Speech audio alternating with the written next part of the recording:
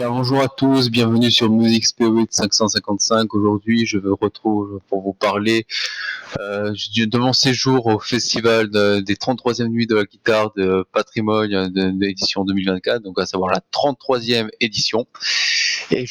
Aujourd'hui, je vais principalement vous parler de la nuit que j'ai passée, donc la nuit du 23 juillet 2024, à savoir la nuit du rock, avec deux groupes qui nous ont fait l'honneur justement de remplir le festival.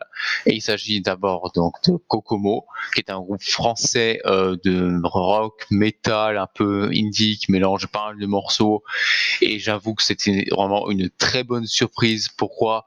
Parce que ces derniers déjà ne sont que deux, il n'y a qu'un seul guitariste et un batteur, et je dois reconnaître qu'ils nous ont vraiment impressionnés car les compositions sont vraiment bien, et franchement il y a vraiment beaucoup de mélange, ça aussi, vraiment entre le rock et le heavy metal, surtout le premier morceau qui faisait très métal, qui m'a notamment fait penser un peu au morceau Bloodline de Slayer.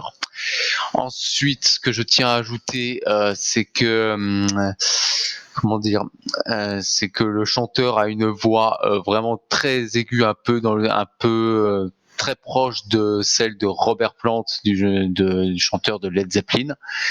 Et aussi tout était très carré. Ils ont vraiment réussi à nous mettre une ambiance de dingue. Et ils ont également pu reprendre le morceau Personal Jesus de Depeche Mode.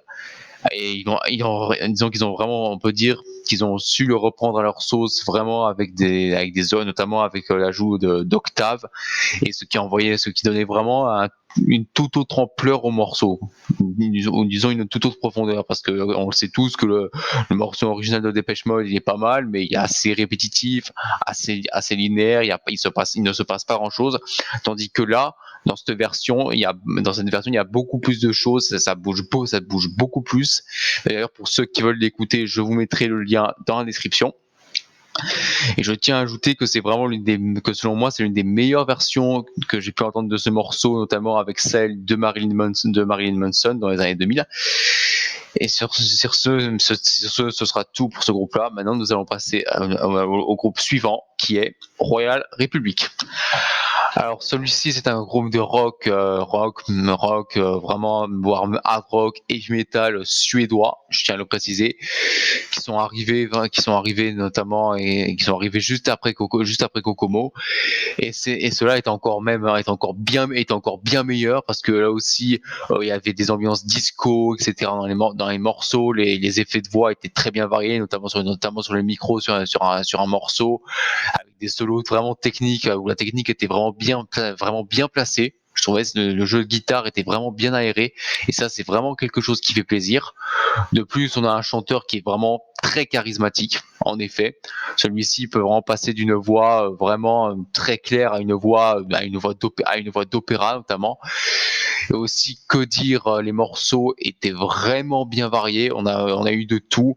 On a même eu une reprise notamment du morceau Are You Gonna Go My Way de Lenny Kravitz en fin de concert, notamment, qui a été joué avec Kokomo, je tiens à le préciser. Et franchement, c'était une ambiance de folie. Car ces deux groupes, franchement, parce que je tiens à vous dire une chose, je n'étais même pas au courant que ces deux groupes existaient, vous voyez, parce que moi personnellement, ça fait pas mal de temps que j'écoute du métal, ça va faire bientôt 7 ans que j'écoute du métal, et je n'étais pas au courant qu'un français comme Kokomo existait, et encore moins que Royal Republic, et que Royal Republic existait également.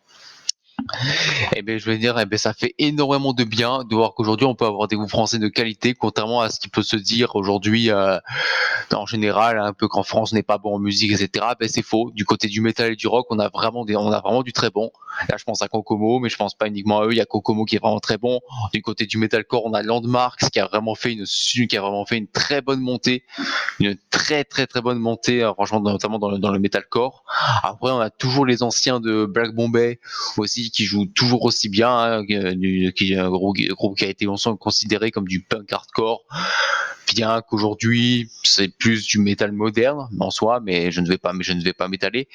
Mais bref, pour vous dire que c'est important justement de continuer à développer la scène française et de continuer à l'écouter. Parce que franchement, il n'y a pas que Metallica, il y a aussi des bons groupes et la France mérite plus d'attention. Et la Suède également, parce que je trouve que la Suède, je trouve que pas mal de groupes suédois comme Royal Republic, Arch Enemy, Untold et Mon Amarth ont vraiment beaucoup plus de maturité musicale.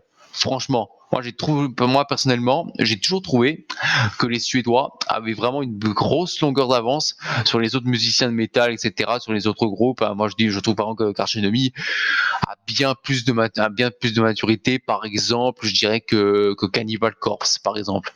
Même si en soi, ce n'est pas vraiment comparable, parce qu'en soi, Arch Enemy, c'est plus du death mellow, tandis que Cannibal Corpse, en soi, c'est plus du brutal death, vraiment très technique, bien violent, bien brut.